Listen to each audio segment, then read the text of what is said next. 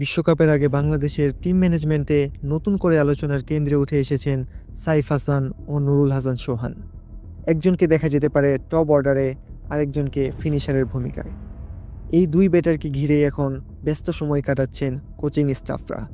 Mirpur academy মাঠে চলছে ব্যাটারদের জন্য বিশেষ নিবিড় camp. Bowling machine, skidding ball, offside, leg side, cover drive, ফ্লেক সব মিলিয়ে ব্যক্তিগত স্কিল উন্নয়নে জোর দিচ্ছেন কোচরা। সিনিয়র সহকারী coach Mohammad Salauddin, batting coach Mohammad Ashraful ও হেড কোচ ফিল সিমন্স সরাসরি নজর রাখছেন অনুশীলনে।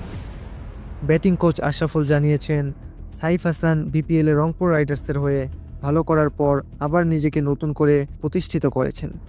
বিশেষ করে টি-20তে তার পারফরমেন্সই তাকে ওয়ানডে দলে ফেরার দরজা খুলে দিয়েছে। আশরাফুল আরও বলেন, সাইফ, পারভেজ ইমন ও তানজিম এই তিনজনের বড় গুণ হলো জায়গায় দাঁড়িয়ে স্পিনারদের বিপক্ষে ছক্কা মারার ক্ষমতা, যা আন্তর্জাতিক ক্রিকেটে খুবই গুরুত্বপূর্ণ অস্ত্র।